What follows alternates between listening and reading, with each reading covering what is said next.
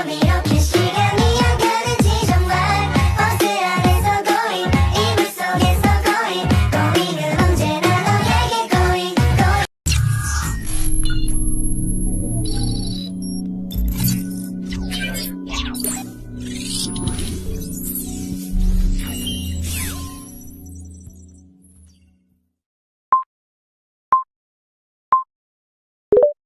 Warahmatullahi wabarakatuh. Saya Citra Sayani dari kelas reguler Mandiri 1A. Di sini saya akan mewawancarai Bapak Iswadi Basria sebagai salah satu bagian tugas proyek 3 untuk mata kuliah komunikasi pendidikan. Judul yang saya ambil adalah menjadi guru yang didengar, membangun koneksi komunikasi positif.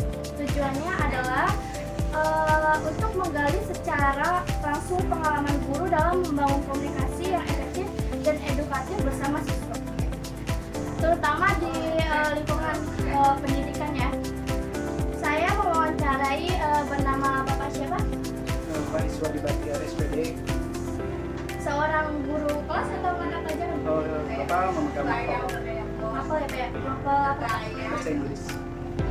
Baik, untuk mengajar udah berapa lama Pak? Dari honor Bapak kurang lebih 10 tahunan. 10 tahunan ya. Dan Bapak ini sangat dikenal sebagai guru yang sangat disukai murid-murid ya Pak ya? Alhamdulillah. Alhamdulillah ya Pak ya. Baik Pak, saya izin untuk mewawancari Bapak ya atas untuk pertanyaan dan wawancaranya. Saya mulai ya Pak ya. Boleh. Untuk pertanyaan yang pertama itu terdapat bagaimana menurut Bapak seberapa penting peran komunikasi dalam kegiatan belajar mengajar di kelas, misalnya seperti dalam menjelaskan materi atau menegur siswa Pak? Menurut Bapak sangat penting sekali ya, karena untuk mulai kita mengajar di kelas itu harus ada timbal balik antara siswa dan gurunya. Jadi kalau tidak ada timbal balik atau chemistry antara guru itu tidak akan nyaman. Menurut Bapak seperti itu. Berarti harus ada timbal balik ya Pak, antara Betul sekali. dan siswa ya Pak? Baik Pak, jadi komunikasi itu sangat Sangat penting. Untuk pertanyaan yang kedua, apa bentuk komunikasi positif yang Bapak terapkan dalam keseharian di kelas? Misalnya saat memberikan motivasi atau apa gitu Pak? Biasanya kalau Bapak mengajar di kelas, Bapak selalu memberikan motivasi kepada siswa, terutama siswa-siswa yang kurang begitu memperhatikan. Jadi Bapak panggil satu untuk menjelaskan lagi lebih rinci materi-materi yang akan diajarkan gitu. Jadi lebih ke personal gitu, personal agar mereka lebih mengerti atau materi yang telah diajarkan. Masuk personal dulu ya berarti? Iya, betul. Baik, wawancara yang ketiga, pertanyaan yang ketiga yaitu bagaimana cara Bapak untuk menangani siswa yang sulit diatur Pak? Misalnya yang suka bicara sendiri saat pelajaran. Oh, jadi mungkin itu harus ada lebih personal lagi. Jadi kita panggil si siswa tersebut, kita panggil, kenapa kamu tidak begitu memperhatikan pelajaran? Jadi personality kita bicarakan dari hati-hati aja supaya apa yang kamu tidak bisa memberikan materi dan tidak bisa mendengarkan, kenapa gitu. Jadi kita curhat lah istilahnya gitu. Jadi ke hati. Berarti langsung face to face ya Pak ya? Face to face, betul. Ke di depan anak-anak ya Pak ya? Nah, Baik. Yang keempat, seberapa penting empati dalam komunikasi antara guru dan siswa Pak? Misalnya dalam menghadapi anak yang sedang bingung atau sedih. empati ya. Ya. Itu sangat penting. Jadi sepertinya biasa kita panggil lagi. Kenapa gitu? Siswa si A misalkan Budi kita panggil, tapi tidak di depan teman-temannya kita panggil. Kenapa kamu ada masalah atau gimana gitu? Mungkin nanti dia bisa cerita bagaimana, apakah ada masalah di rumah atau di sekolah, di lingkungannya dengan teman-temannya atau dibully gitu. Jadi nanti kita bisa menyelesaikan solusi antara temannya atau di lingkungan keluarga mereka. Kita mencari tahu terlebih dahulu ya. Betul. Kenapa penyebabnya gitu? Kenapa bisa murung? Gitu. Berarti kondisi dalam rumah itu sangat berpengaruh ya dalam belajar siswa tersebut. Sangat berpengaruh, sangat berpengaruh. Pertanyaan Pak, pernahkah Bapak menggunakan humor atau Sering sekali. Kenapa? Ya, karena kan setiap siswa itu sangat membutuhkan humoritas, jadi tidak tegang gitu. Jadi sebelum kita memulai pelajaran pasti Bapak menyelipkan humor-humor tertentu ya, biar anak itu menyenangkan dan menerima materi yang dapat Bapak berikan kepada mereka. Agar tidak mudah bosan ya Pak. Betul sekali. Ya. Selanjutnya Pak, bagaimana cara Bapak membangun komunikasi dengan siswa yang pendiam atau tertutup Pak? Misalnya saat mereka jarang bertanya atau diam saja gitu Pak. Mungkin itu kembali lagi ke pribadi mereka masing-masing ya. Kenapa mereka tertutup atau tidak bisa bersosialisasi kepada teman-temannya ya?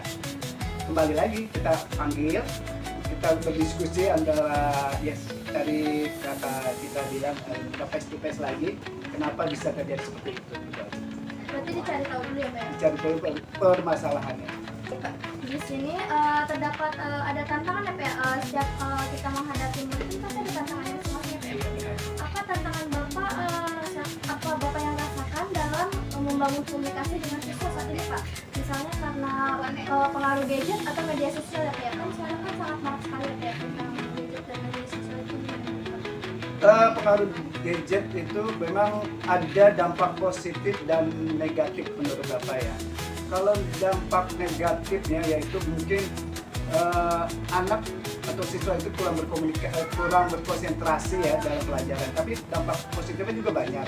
Jadi kita bisa mencari berita atau mencari berita yang penting-penting itu bisa di gadget itu sendiri. Gitu. Jadi ada dampak positif dan negatifnya antara yang gadget itu.